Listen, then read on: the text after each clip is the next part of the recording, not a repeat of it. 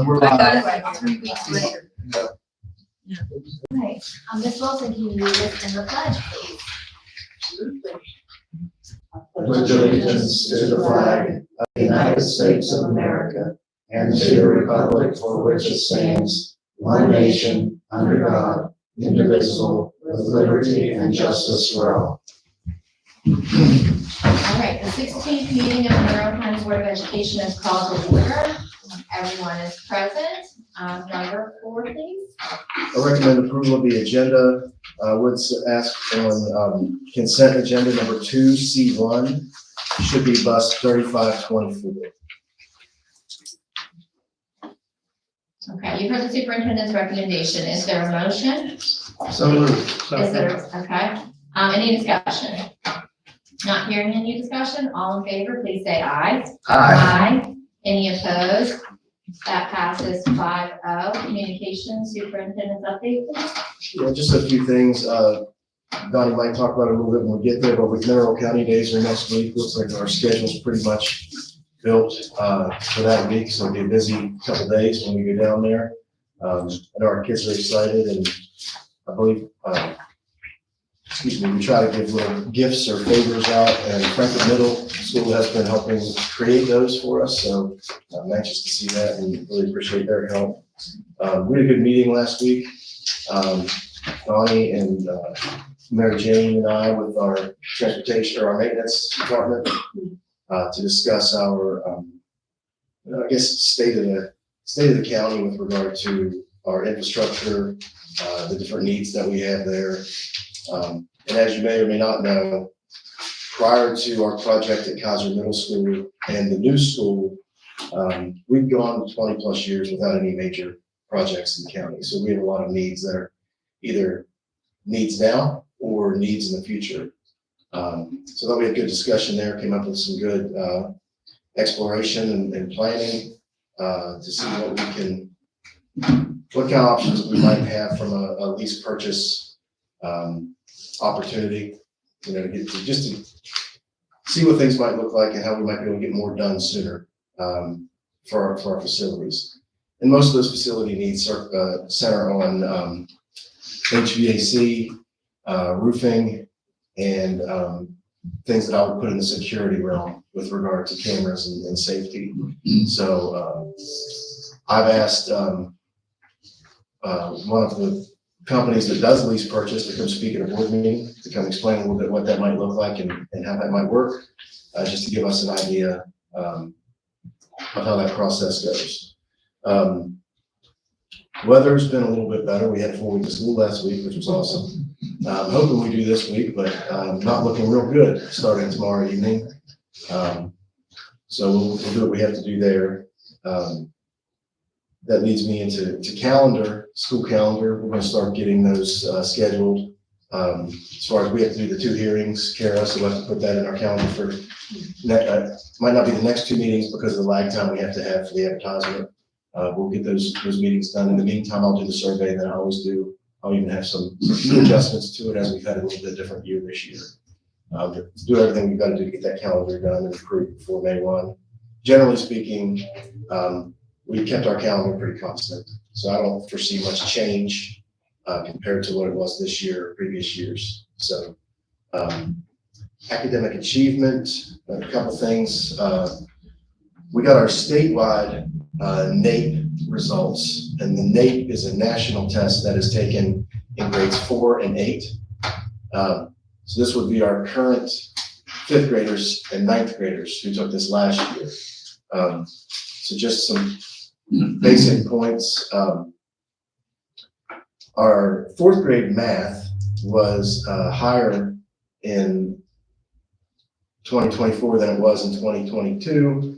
And not so, the last 3 NAEPs we've taken in 4th grade math, there's really no statistical significant difference in how West Virginia scored.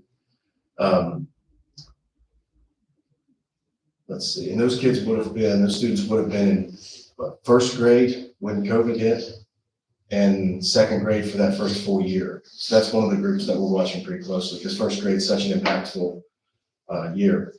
8th grade, not significantly different. It was a little higher than 2022, not a great statistical change. Reading in grade 4, once again, not a statistical change, but it is up a little bit from 2022 for West Virginia. Reading in grade 8, same story, not statistically different, but when you're looking at those 3 years, those past 3 years, all of those students would have been impacted from some type of learning loss. So we're hoping to see those go up for our state, but you also have to remember West Virginia's in the same boat as the rest of the nation. You know, we were all dealing with the same circumstances to an extent, but so that's our update on NAEP for West Virginia. I don't have our specific county-wide results at this time. Kelly?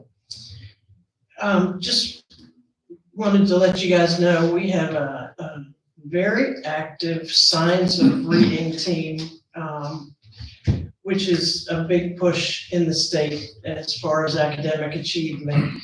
And you guys do such good work and can't wait to see the impact that that's going to make. And there's just a wealth of stuff going on, and I wanted to be able to share that with you guys. So we've invited them to come to the next board meeting to give you guys a presentation on what it means, because it took me honestly a couple months to understand what Science of Reading meant, because it's a philosophy and not something that is readily easy to put into a definition. And also community and schools. Just wanted to highlight to you guys all the work that's being done there, so you can celebrate that and understand how much we're pushing the academics and how we're doing that through those teams.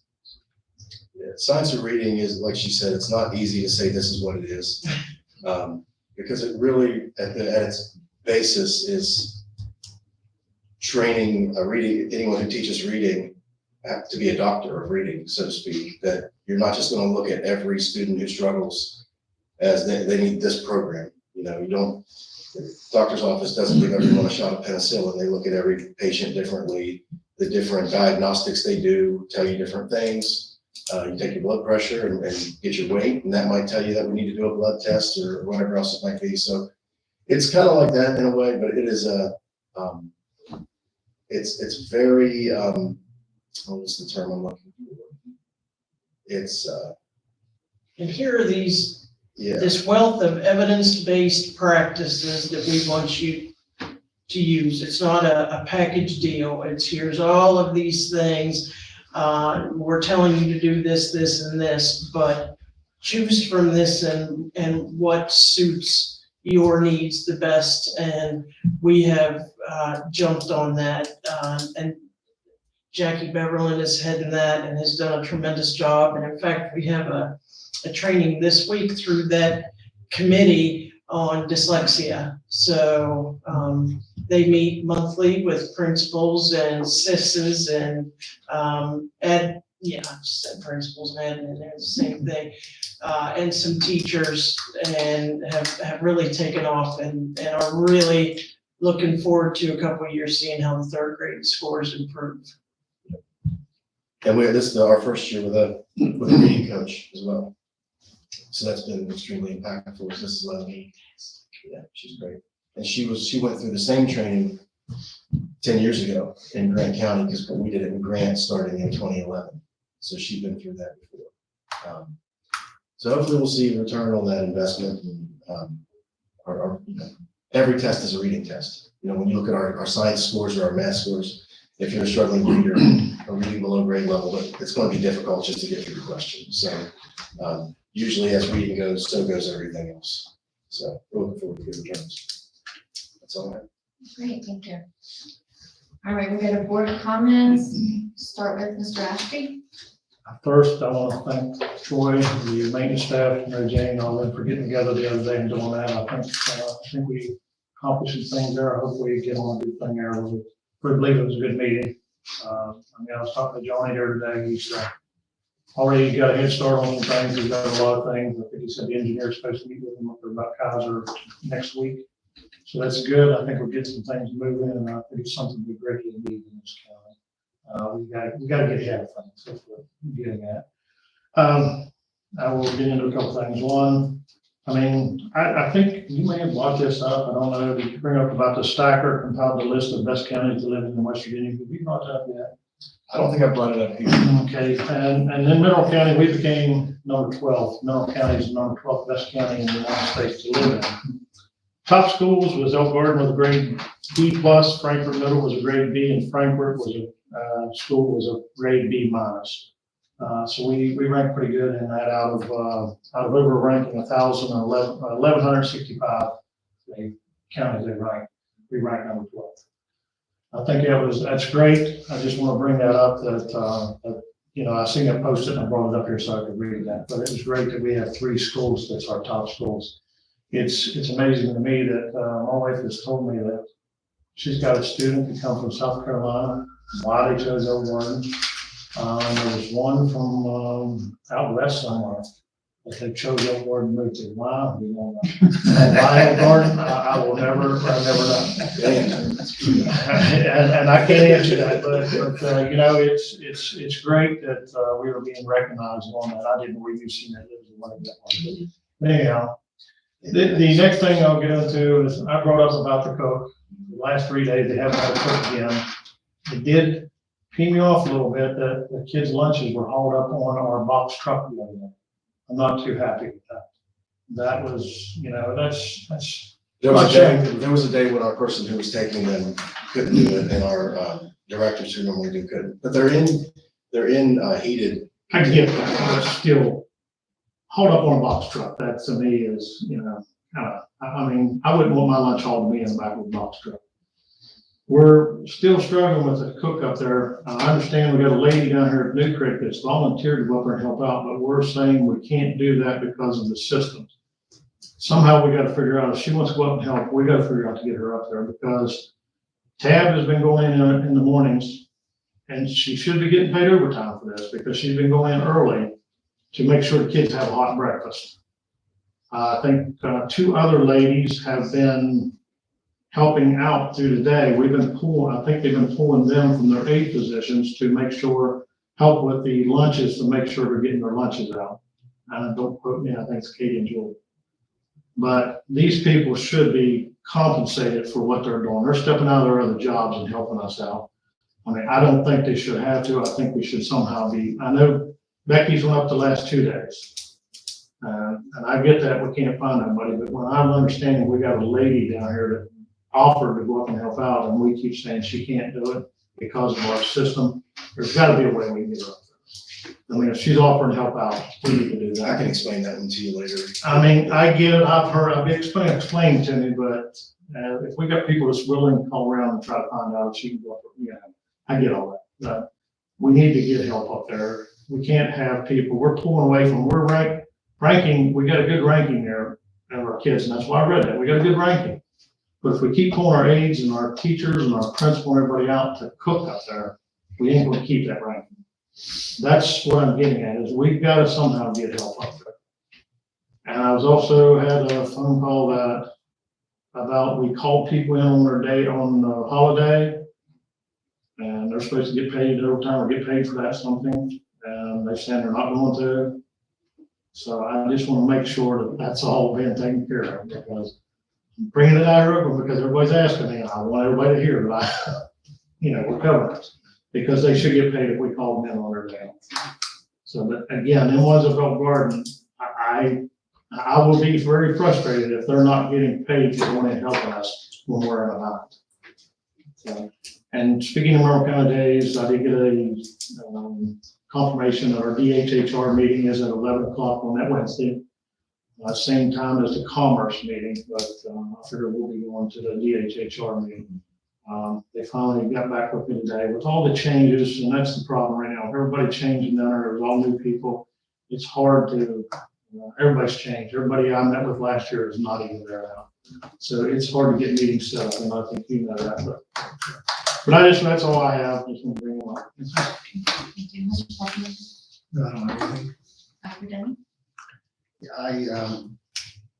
I like the to be kind, and I was almost not kind.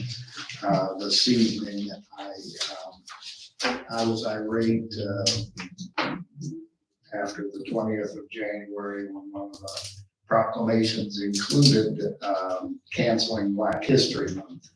And so I prepared my own personal response to that. Fortunately for me and all of you, I won't be reading that, since on January 31st, for whatever reason, Black History Month was reinstated.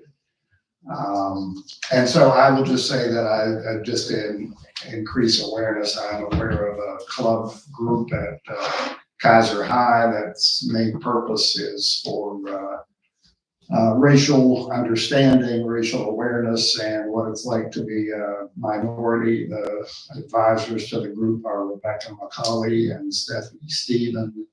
And among the things they are doing are bringing in speakers that students can volunteer to attend and listen to. And their first speaker is tomorrow at 1:00, the new president of Potomac State. And so I suspect that will be very worthwhile. And I'm just glad that I'm not saying what I had prepared to say.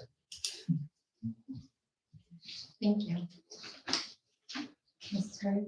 No, I just wanted to say thank you to, Mr. Ravens for all transportation. I know now yesterday felt like a spring day, but I know it's gonna get worse again, and I And then know. better again, Huh? and then better again. And then better again. I know, we're like bipolar weather, but, I do appreciate the safety that is considered for our students. I feel like, I'm on Facebook. I never comment on Facebook on these things, but I know that people are upset. You can't ever make the right call. There's no right way to call it. If you call it this way and then those 3 inches while they're at school and then you're risking their life, there's all that. So, but I do know, and a lot of people, do understand and everything, but that is a hard decision. And I think we always have to err on this, the side of safety for our students. And I just think you guys are doing a great job with that. So I just wanted to say that. The hours they spend on our worst roads. I know, and that's the thing, people in general, you see outside your window and you think, oh, line down school, but there's so many side roads in this last, snow that were just terrible, We for talk, days and days and days. 75% of the people who are in this county probably can see the main road from their house and it looks fine. And we don't always think about everything else that's coming out of all the twigs and branches from all the roads. And we want the students in school, that's what we want, but we want people to be safe, and so. And on that note, I'm glad you brought that up, because one thing we did when we had employees here, but didn't have students here on the non-traditional days, our drivers worked hard those days to come up with abbreviated routes. So we don't have a road or 2 or 3 keeping us from having school. If you can get down to the bottom of Tucker Ridge Road, then we're going to be picking up there at that time. And we also have codes we can use for kids that if they can't make it because of us not being able to go down the road. But that's really what we've run into a lot this year, more than any previous year. Excuse me. Is you might be talking about only 80 kids on 6 or 7 different roads that are keeping us from having school. And some of the types of weather we've had where 5 inches of snow becomes 2 inches of ice really quick. And it's hard for the state road to keep up with all of it, but we'll do the best we can. But it's been a tough year. It's been a long year for those guys, especially. All I gotta do is wake up and take their call, but they're the ones that are out there after they've already done their routes and telling me where they can and can't go. And it was nice that it was a silver lining to have. We've never had to do that before. But I talked to a lot of their superintendents, we missed 30 days a year because of all the extra roads that we had. So we're finally there, but we've got to be ready for that. I just have a couple of things, echoing Mr. Ravenscroft's discussion on the meeting that we had with maintenance and plant operations. We have very competent directors, and I was very impressed with how well they knew exactly every nook and cranny of our buildings and what we could anticipate having to replace all at once, which would be extremely difficult. So I think it's great that we're looking into the lease purchase agreement to fix a whole bunch of things at once to try to remedy that. I think it was a very productive meeting. And then I also just wanted to take a moment to celebrate Black History Month. And I will say, I just did a very brief search. And most of this information is actually articles that Ms. Beavers read, and that's where I got a lot of my information. I have to give most of the credit to you. So February, of course, is Black History Month. I want to take a moment to celebrate some of our amazing Mineral County school grads. We have a deep, rich history of producing heroes and intellects who have made our country a better place. I'll start with noting that 2 of the infamous elite all-Black Tuskegee Airmen were from Piedmont. Clifton Brooks Sr. and Joe Major served in this historic and instrumental role to serve our country and become heroes for their bravery and skill. Henry Louis Gates Jr. was one of the first Black students to attend the newly desegregated public school of Piedmont. He attended Yale and earned his doctorate degree from Cambridge University. He's a professor, literary scholar, and author, and his award-winning book titled Colored People chronicled his youth and Black community in Mineral County. Finally, I want to honor Jeanette Brooks Reeves, who's a 1995 graduate of Kaiser High and was appointed and chaired district court judge in North Carolina for District 27B and was the first woman to serve in this position. She's also the granddaughter of Clifton Brooks, who I mentioned just a moment ago. There are many other stories to tell and people to remember, but I just wanted to highlight a few to start out this month of celebration and remembrance. And that's all I have. And that takes us to public comments. And we have Gordon Brubaker to speak on a non-agenda item. An Elk Garden. I'm just going to read the little thing. So per West Virginia Code, Chapter 6, Article 944. Oh wait, that's the wrong code, sorry.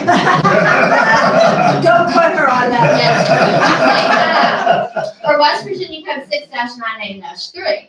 I'll get to have this memorized. We cannot respond to non-agenda items. For Mineral County Board of Education Policy 169.1, participants do have 5 minutes to speak, and with that, you have the floor.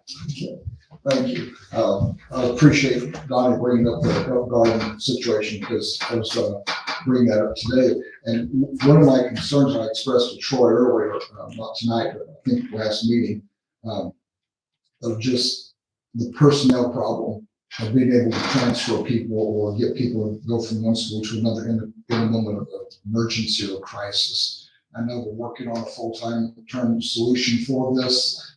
Understand the cook is retiring at the end of the school year, but just concerned about what would happen if another cook was killed in an accident, had a major family problem, what other schools would be affected, how they would be affected, how to fill those positions quickly, even with temporary people to fill in. So that's one of my concerns I'd like to just mention and I have. So thank you. Before I get into the next, maybe I'd just like to pray for you again. I like doing that. So if you abide with me. Heavenly Father, we're in a season of transition nationally. Father, it's affecting so many institutions right now, so many different areas. And Lord, I pray for our school board. I pray for our state school board also, Father, that you would give us wisdom to navigate waters that at this point we're not exactly sure where they're going or where they're coming from. But Lord, there's change in the air. And Lord, help us to use your wisdom and guidance to know what to do, how to handle it, that we would be effective, that we would use our resources appropriately and wisely, Father, to be able to deal with all of these situations, Father. Lord, we thank you that there's so many things going on with DEI, with the different types of sexual education in our school systems. God, we don't know where this is all going to come out. We don't understand where what all is going to happen. But God, these are things we've got to deal with as a culture, as a school board, in our education system. Father, again, I just ask for wisdom on this issue in the name of Jesus Christ. My final area is with the changes going on in DEI, and I'm not quite sure. I spoke to the Attorney General's office probably about 1.5 years ago, and it was still up in the air. But Just a question maybe for the school board to look at. I don't know if you want to deal with this in an executive session or how, but I would encourage you and even the treasurer, Rhonda, to look at, I don't know, one of my concerns is with the changes in DEI and sexual education that seems to be going on right now, how is that going to affect federal funds for West Virginia schools? And that will come through the school board. I know more the state school board more than you guys, but I'm just concerned about how that might affect resources in the future and funding in the future for that. So I just want to bring that up as an issue I'm thinking about and I'm worried about right now. I don't know what impact that's going to have. I don't know if anybody knows. I don't know if we can ever figure out what impact that's going to have financially. But there's that threat of withholding federal money from West Virginia schools. And if that would occur, how do we make that up? And how much of a cut can we take if we can take any cut at all? So these are just a couple of my concerns that I want to bring up to you. And thank you for listening. Thank you. Okay, that takes us to number 7, please. I recommend approval of the minutes from the regular meeting, January 21. You have the superintendent's recommendation. Is there a motion? So moved. Is there a second? Second. Any discussion?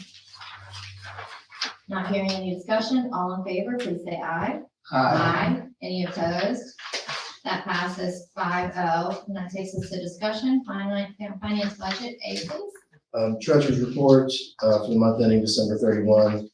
We had total funds, cash plus investments, $18,040,602.15. And the treasurer statements of investments outstanding, $37,342.50. And moving on to the Zoom statement, Rhonda, did you want to give us a brief on the Zoom statement? Yes, wait.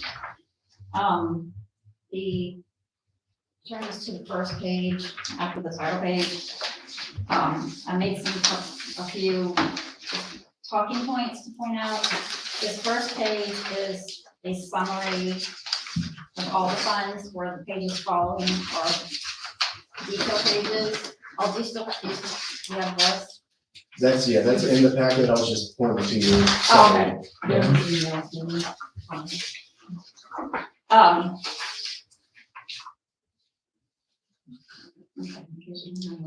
so I was just going to talk about the Fund 11, General Current Expense Fund, based off December's report. This report compares last December to this December. So the revenue this year compared to last year says it increased $2 million. But when I broke it down, it looks like it actually increased maybe closer to 1 million. Our tax revenue did increase, and so that's good.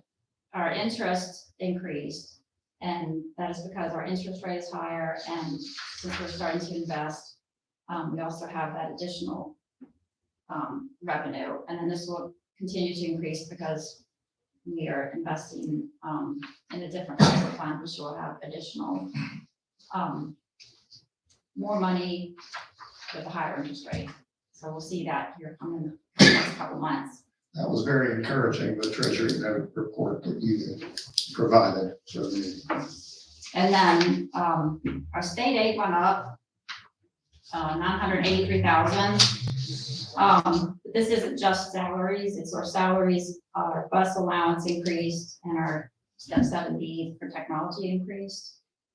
And then other state aid increased 860,000, but that's not spendable revenue. That is like the on behalf of that we get from the state for our PEI retirement and unfunded retirement. And that's the part that makes 2 million look more like 1, right? It's a big part of it. Most of it, yeah. And the other part of it's the miscellaneous income. It increased to 161,000, but in reality, it's more like 30,000. At the end of the year, we accrue back receivables, so the revenue was actually recognized last year, and I haven't reversed those entries yet, so it's inflated. So, so that's where. Oh, then our funds transfer in, which are our federal projects, we are required to take indirect costs. So it's basically the federal project paying us for those indirect costs, it's down 379,000 from last year, and this is because of Fund 71, the ESSER funds, that we were able to get, a high unrestricted rate. So that's how that impacts our current fundings, because, you know, we're not getting that additional revenue there. So then comparing it to the expense, it shows that our expense decreased 611,000, but then when I broke that down, it looks more like it increased 2 million. So our revenue actually went up 1 million, and our expenses actually went up 2 million.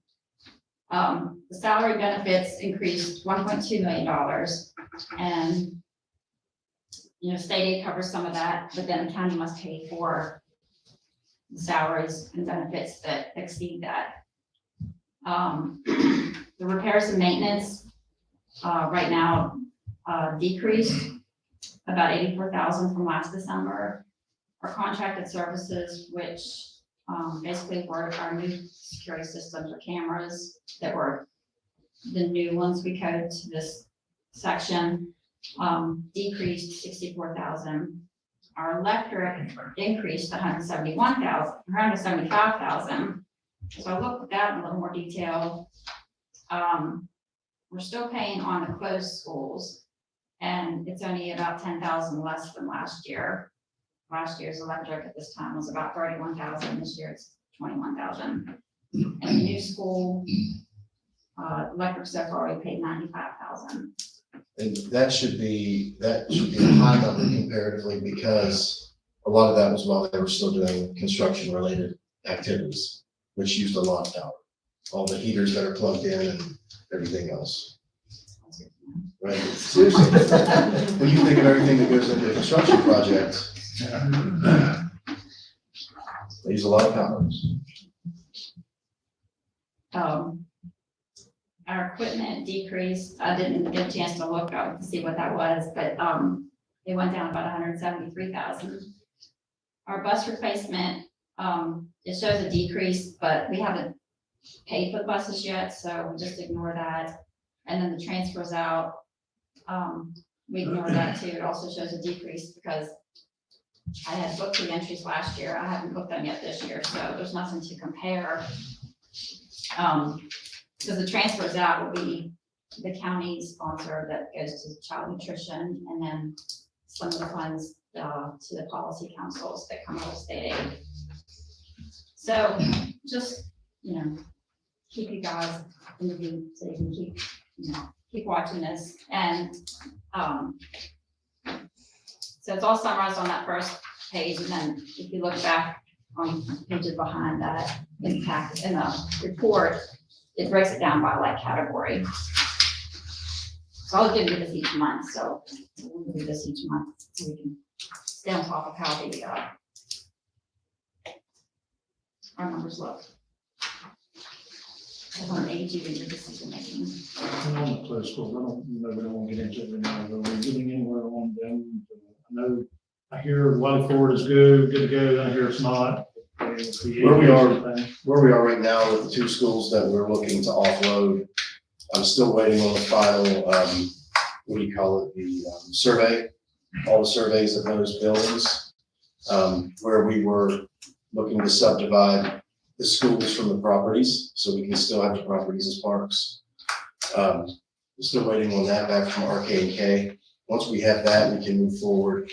Hopefully this spring, we'll be able to have those auctions for the two buildings that we don't keep. Okay, and now I think we're on D, 12, excellent funding.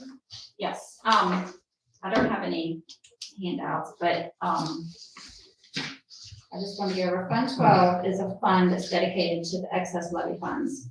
I've been in conversations with Mr. Steve here, the former treasurer, and after retirement, he consulted with other counties and in the state, so he's become familiar with implementing Fund 12 from scratch, I guess. So I've been in conversations with him about looking at that for us. Implementation of Fund 12 will allow for accurate budgeting in accordance with the levy order categories. Using Fund 12 will allow for accurate accounting of expenditures by levy category throughout the year. Additionally, the required year-end reconciliation for the excess levy that is part of the financial statements will be clearly identifiable and straightforward because everything will be separated. Setting up this fund will require a lot of extra work, which is why we haven't done it. Once it's set up, it will provide systems that will be straightforward and clear. I would like to take the steps to implement this fund because if the time is necessary to do it, I believe that time is now. It will allow, to separate the excess levy fund from the general expense fund. It's now, we need to see precisely what funds we have available for what area of expenditure. So, it would be in a different fund, and then, because we do it now, but like it's all together. So when I do the reconciliation, we kind of have to like do calculations and back out state aid. So this would put it in its own fund, and it would give us a clear layout of what funds are available to use for other things and what funds we have available to use for the specific things that are laid out in the levy. Are there any like cons of doing that? The work. Good work. Yeah, it would take, I think, because like in our salary schedule, we have increases that were voted upon, like every person's salary assignment would have to be adjusted. And that's just part of it. And you want to do that? Please tell me that it's doable.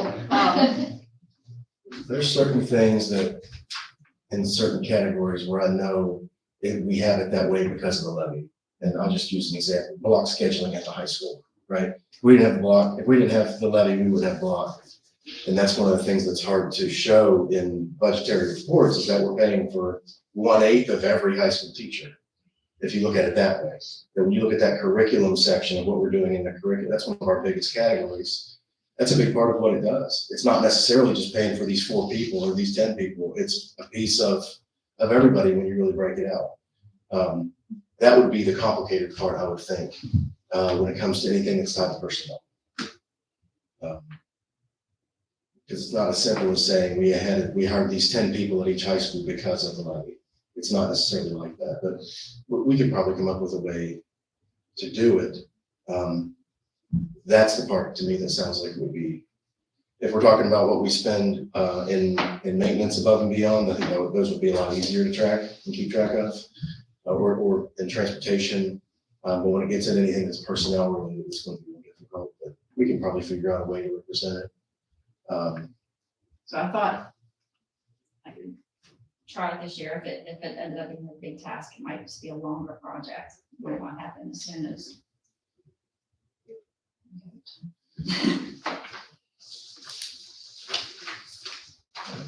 Any other comments, discussion?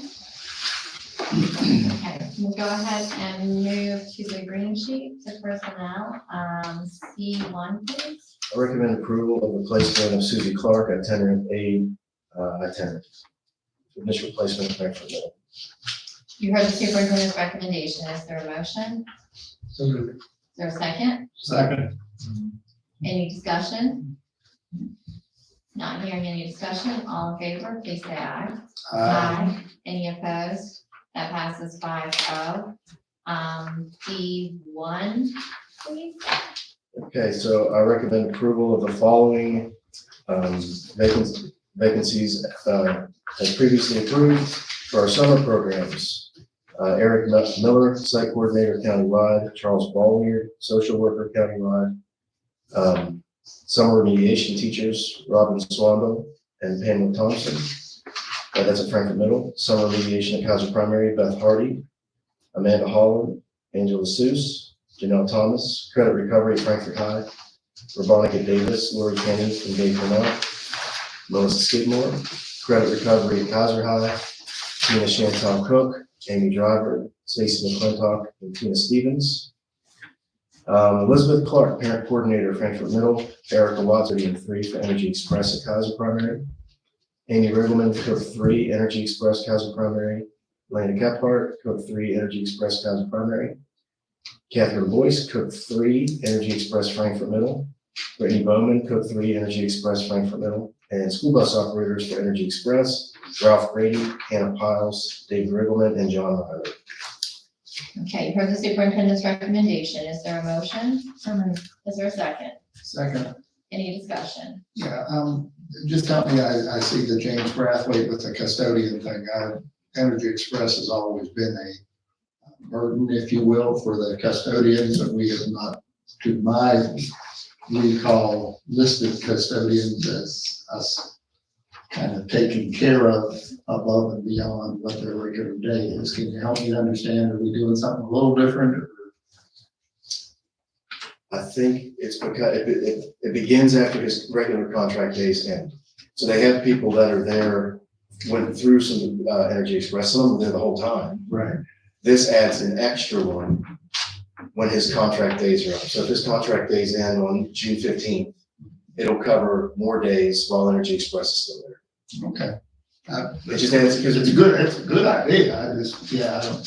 because you've only got, there's only 261 custodian there. Okay. This gives them, and they've got things they do anyway. Yeah, This adds a person who just focuses on the Energy Express side. that's great. Any other discussion? Not hearing any further discussion, all in favor, please say aye. Any opposed? That passes 5-0. E1, please. I recommend approval of Cody Spots, softball head coach at Kaiser High. You heard the superintendent's recommendation. Is there a motion? So moved. Is there a second? Second. Any discussion? Not hearing any discussion, all in favor, please say aye. Any opposed? That passes 5-0. 2, please. I recommend approval of Stephanie Felton, softball assistant coach, Kaiser High. You heard the superintendent's recommendation. Is there a motion? So moved. I'll second it. Any discussion? Not hearing any discussion, all in favor, please say aye. Any opposed? That passes 5-0. F1, please. I recommend approval of the following substitute cooks: Megan Blacka, Lori Del Signar, Allison Lenaduke, Monica Riddle. You heard the superintendent's recommendation. Is there a motion? So moved. Is there a second? Second. Any discussion? Just that it's encouraging that we're getting more sub cooks and we can help with our issues at Elkhart. So it's always good when we can add more people to the list. All in favor, please say aye.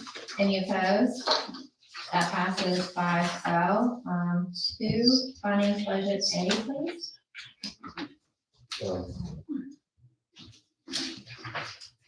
I'm sorry, what happened? 2, finance budget A, please. All right, I just want to real quick make a note on the softball assistant coach. I said Stephanie instead of Stephen, but the name is Stephen.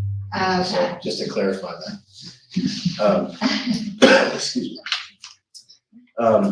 Finance budget, I recommend approve and accept a bid of a purchase for a UTV for snow removal. You heard the superintendent's recommendation. Is there a motion? So second. Any discussion? I appreciate that you gave us some additional information. Sounds like you're going to give us more. But I appreciate the information that was included. Generally speaking, it's for Frankfurt Hill, and it's a couple of reasons. Number one, there's only one way up and one way down on that road. In the event we wouldn't be able to get a plow truck up there in the middle of the day, number one, that's going to help us. If we might have to plow out a road that's never been plowed just to get them off the hill. There's something at the bottom there by where the light would be. The other thing is, if you've been to Frankfurt Elementary, it's got more sidewalks and pavement than any school in the county by a long shot. So it's a lot more difficult to keep up with when there's snowfall. to keep the sidewalks and lots clear. So this will give Frankfurt Hill one machine that they can use for snow removal. I know he's talked about some others later on. Would it be cheaper to try to get to right now? Usually not. They usually sell it to us at cost. We get really good deals from them. I'm So, just saying, if we try to get two, would be cheaper. Well, I mean, not cheaper to get two. well, the issue with Frankfurt compared to here, if you think about like this campus, there's a lot of things here. Because our plow trucks are right here. They can get here real quick and get around. And at Kaiser High would be one of the, the bigger ones that's not near campus.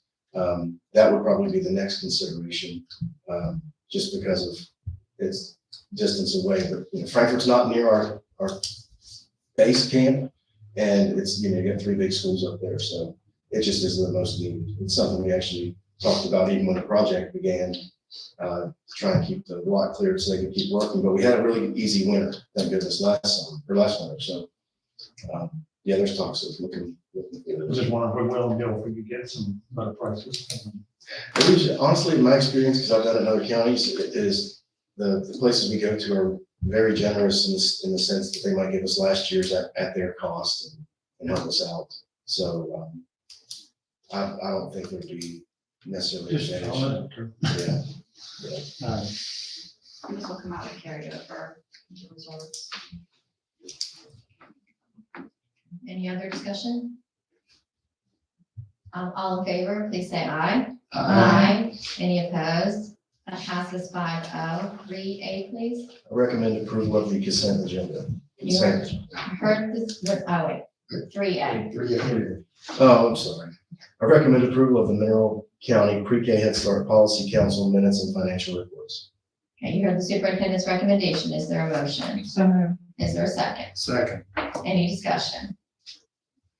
Not hearing any discussion. All in favor, please say aye. Any opposed?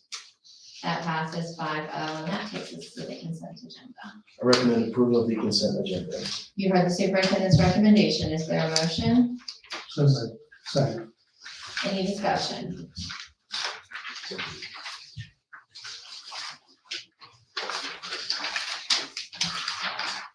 Not hearing any discussion. All in favor, please say aye. Any opposed? That passes 5-0, and that takes us to student disciplinary cases. So I move that we go into executive session to discuss student disciplinary case 2509 and 2510. Is there a second?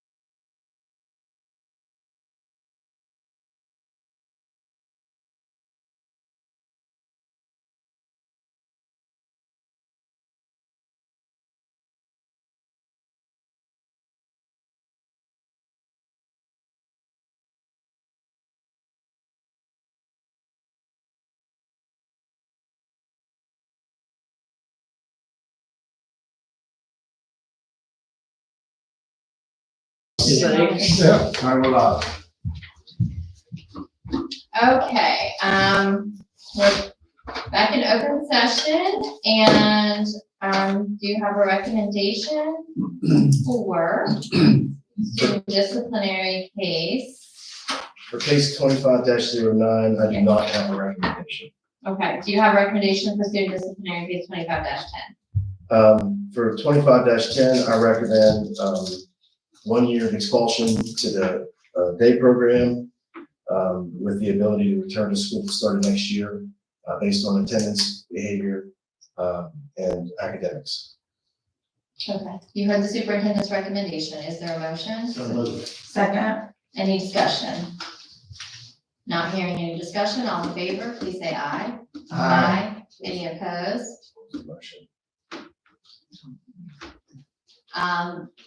Motion passes 5-0, and that takes us to the date and time of the next meeting, which is February 18th at 5 p.m. in the boardroom, and the meeting is adjourned.